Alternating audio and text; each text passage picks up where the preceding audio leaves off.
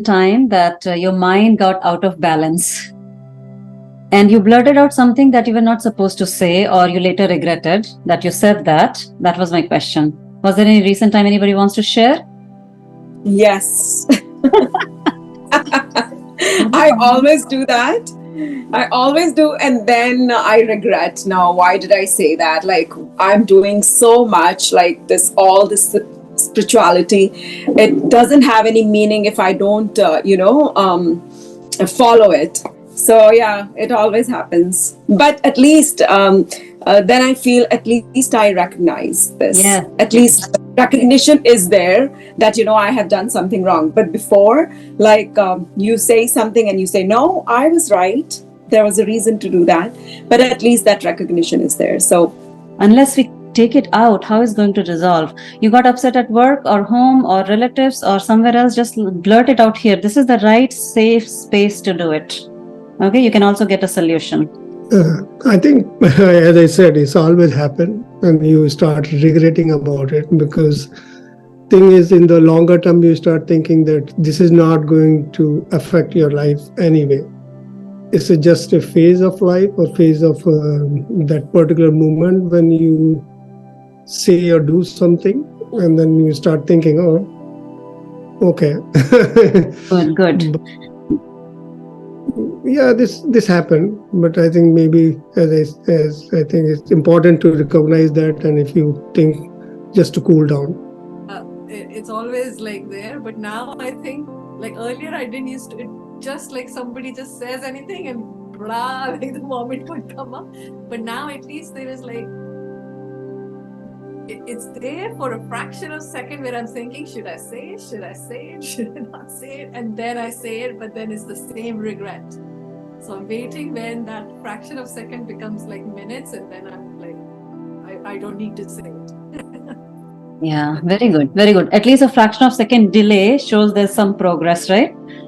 For me, it's hard to open my mouth. And when I open my mouth, it is not the right time. It's always vomiting out, right? Yeah, it's not. Mouth is always vomiting. Open my mouth, and when I open my mouth, it was the small thing. And I don't know to twist the things and how to say in nicer way or something like that. Oh, you mean to say you're so innocent that adults are manipulative, but you're so simple that you cannot manipulate because you cannot twist him. Yeah, and I have to learn these things. You have to learn to be manipulative. Okay, all right. Good. She doesn't know the politics. We always think so nice about ourselves. We feel so pity that we are so sweet and simple. We don't know how to manipulate others. Just manipulate us and take us for a ride. And when I opened my mouth, it was the not right time. But in good or bad way, okay? Like that's where there's a fine line, okay? What you have to say, what you need not to say. Whether you are feeling good there's or bad. There's nothing good or bad. There's always consequences only of your actions, right? Yeah, it's always there. That's where it is called the diplomacy or manipulative attitude. Take the path of least harm. That is dharma. Path of least harm. There's nothing manipulative about it. Least harm to you or others?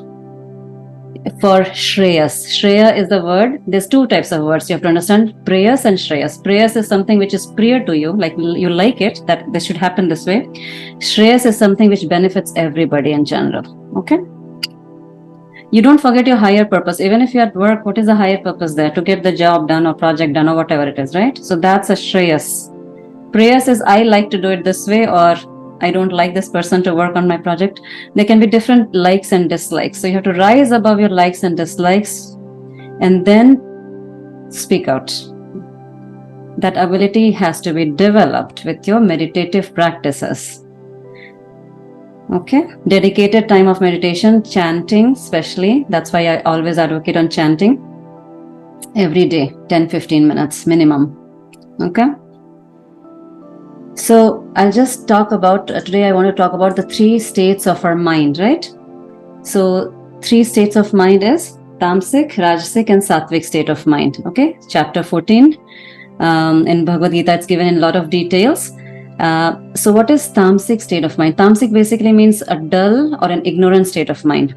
like I'm ignorant about my own situation or ignorant about the situations around me, or I'm having a lot of negative tendencies about myself or others, or self-harming or harming for others. Those are tamasic tendencies of the mind. Okay. Rajasic is full of action. I want to do this, I want to get this thing done, and things should be the way I have planned. All these are Rajasic tendencies with a lot of passion. Rajas comes from the word Raja, doing a lot of activities. And the highest state of mind, they say, is Sattvic state of mind, where you are at peace within yourself, no matter what's around you. You still get things done, but you won't be agitated about it. You won't be worried about the results of the action. You're just focused on your work, getting done. So that's Sattvic state of mind, and peace is the dominant force. All right. So throughout the day in our life, we go through all three states of minds. Okay. It's inevitable. Some people irritate us, but more you come into a harmonious, more you always feel about awareness you develop about what state of mind you're in. And the aim should always be going towards Sattvic state of mind. Because a Sattvic state of mind can only attain peace. The other two cannot. I asked this question, like this Navratri is going on, and why all Devis are shown riding a beast, slaying demons. What is the symbolic form of that? You slaying your inner demons, right? For me, I think at the end of the day, you can't slay any other demons. You can only slay your own inner, not demons, but just your inner fears or your inner insecurities, or even just some, say jealousies and things like that you have inside that are stopping you from growing. I thought that it's a great way to look at it, is like you're getting rid of this. As women, they are not afraid of anything, and we have the power to face something. Like we have the inner strength to fight everything. Yeah, good. Although we look may not physically, we don't look as strong as the men. I think maybe because basically it depicts that you have to be strong enough mentally, physically, whatever it is, to kill or your negativity in any aspect of your thing. So lion, tiger indicates that you have to be strong. Your thoughts should be strong so that you can kill the negativity. They will keep coming to you. There's such a thing like a mastermind groups, right? The idea of the mastermind, you have your own quality, but if you want to get something bigger, if you want to achieve something and you don't have enough skills, you bring the people together with you, extending your capability by their skills as well. So in this case, goddess might be not as strong, but he gets the ally in form of the lion, or to achieve what she needs to achieve. It's a symbolic of we are not as strong as together, and to get the goal, you can use your power and your allies' power. Very good interpretation. And also goddesses are shown with multiple hands, right? Holding different weapons. That means you cannot achieve anything single-handedly. If you have to achieve a bigger goal, then you need collaboration. Okay. So that's a good explanation. I'm so happy that you came up with that. Anybody else wants to add to it?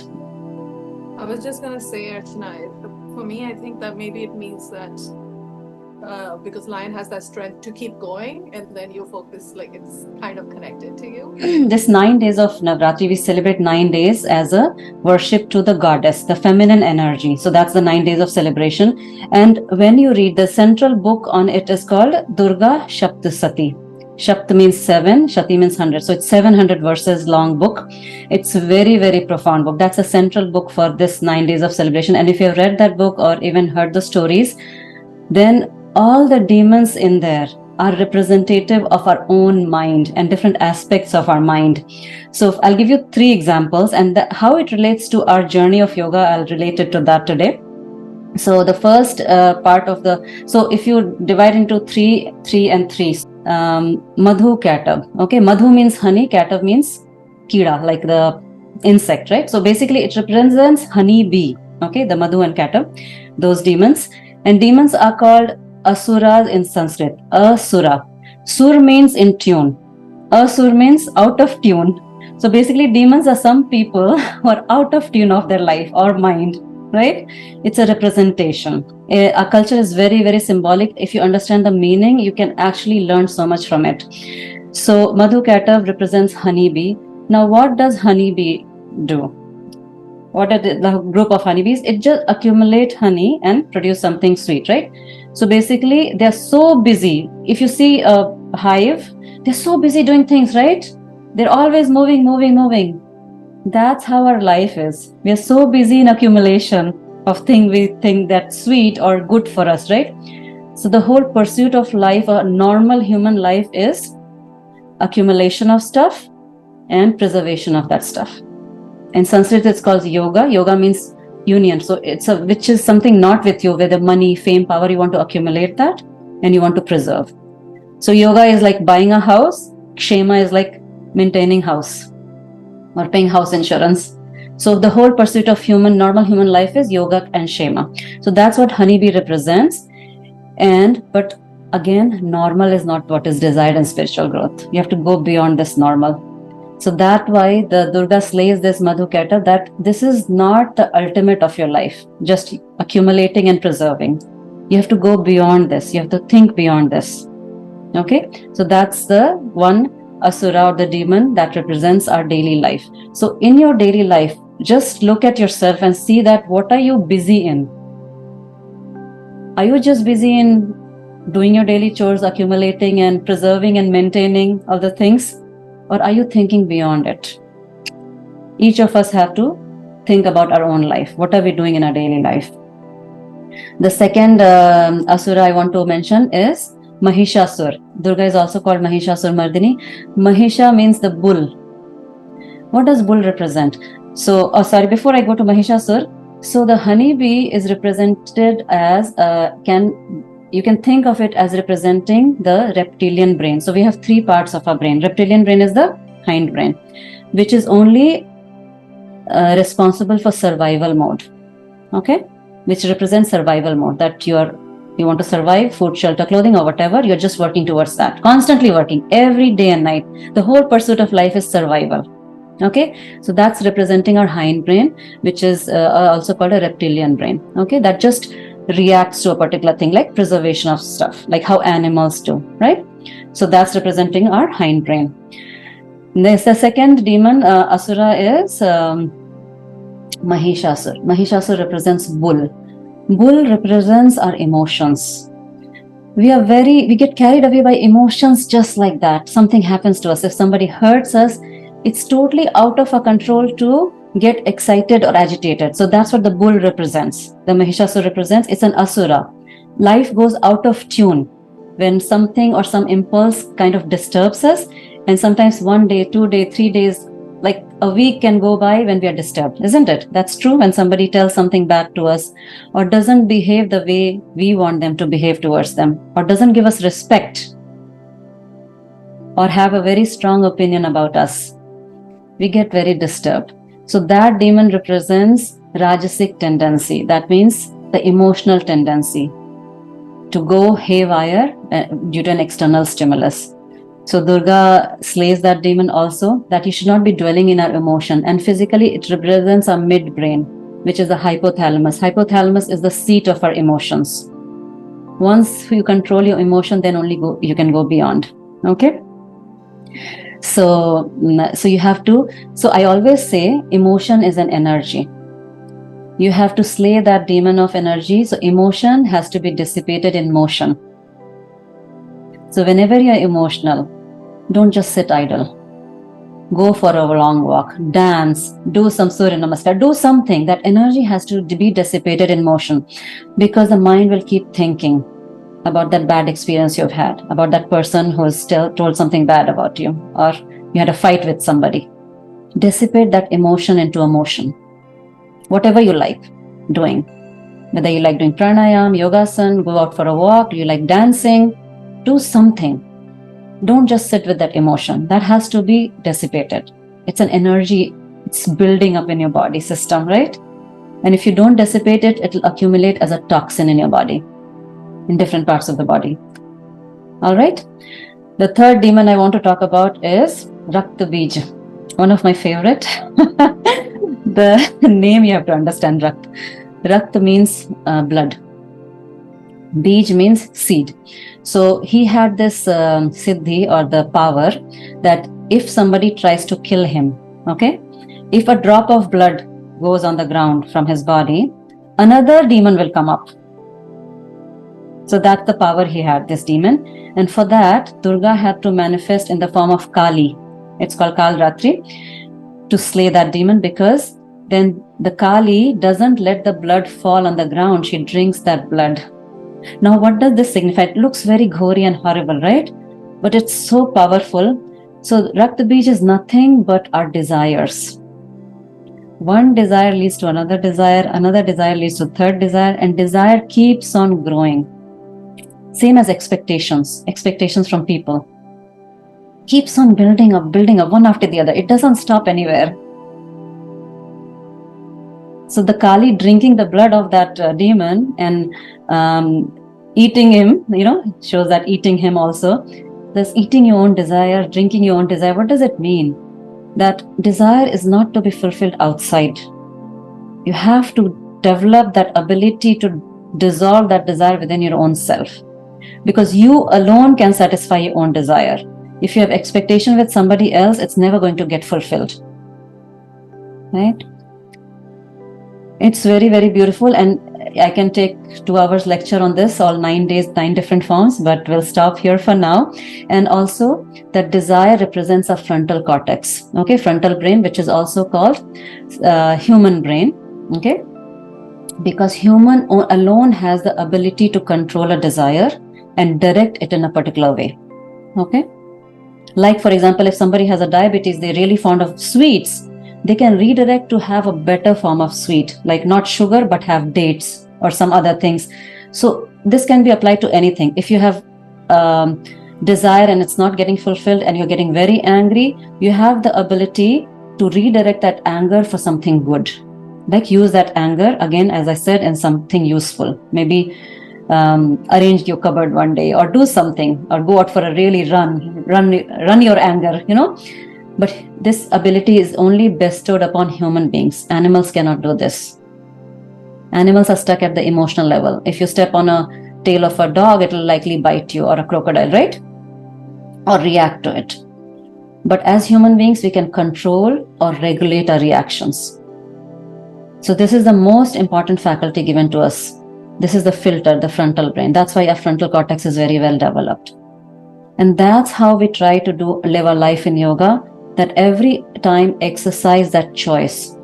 Between B and D is C. Between birth and death is C. C is for choice. Every moment is a choice. Right? Every moment the awareness within has to be there. If nothing there is with you, if you just breath, focus is the most important thing. If you're getting disturbed, get your mind on your breath. Bring it back, because mind, the emotion part, the central brain, the hypothalamus always wants to feel the victim of a situation. Why did this happen to me? Why that person is in my life? Why he's behaving like that or she's behaving like that? Why I have this kind of job? Why my manager is like that? We are stuck in the emotion, midbrain. The progression of yoga teaches you from midbrain go to frontal brain. That means all these practices and meditation, pranayam is the key to that success of fostering your frontal brain, to develop your frontal brain, develop your intelligence. And all the teachings, all these teachings, Vedantic teachings, teachings of Bhagavad Gita, teachings from each and every festival of ours, right?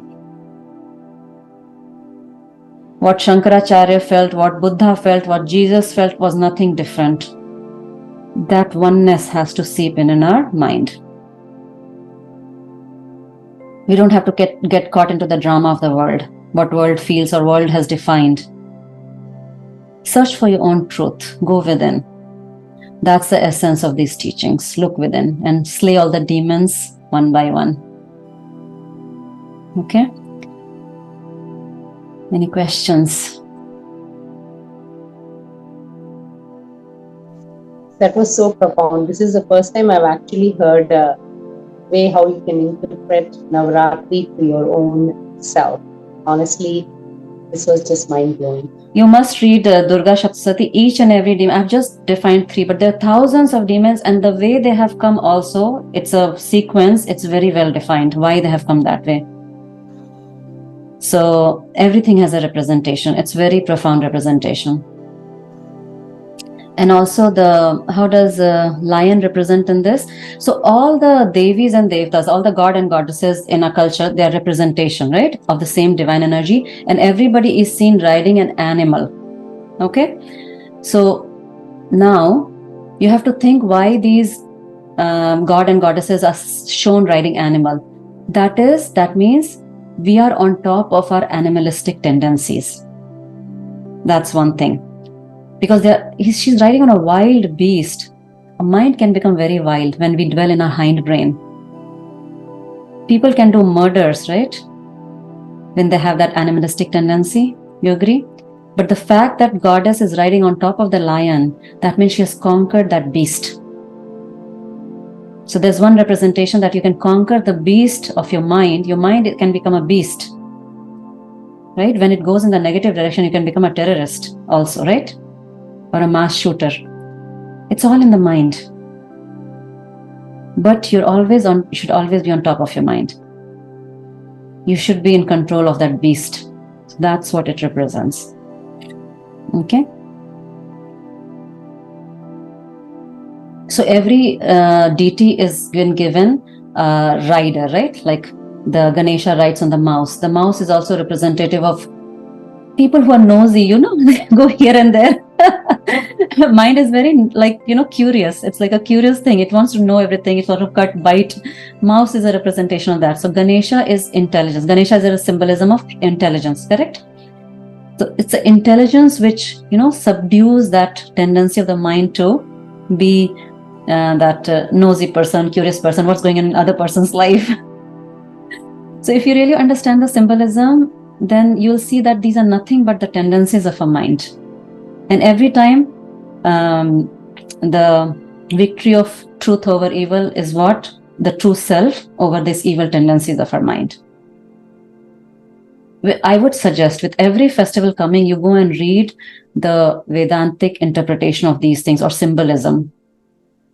And that's how you learn and grow. And then you'll appreciate these festivals even more. It's so deep. I feel one lifetime is not enough to read all these things. It's a library of information. But then truth is only one, right? You have to conquer your mind, all these tendencies, and spread that goodness around. It will spread by its own self. It's not just having fun. Festivals means like having fun, eating more. It's not just that. That's only on the surface level. Not taking a vacation. It's not about all those things. It's not about manoranjan. It's not about entertainment. It's going within. It's looking deep. It's not about singing and dancing also. Those are just surface. Those are just the way to entertain the mind. But you should not forget, and 90% of people have forgotten the meaning of the festivals. Why we celebrate what we celebrate. It's only become a way to gather family or friends and have fun or spend time together.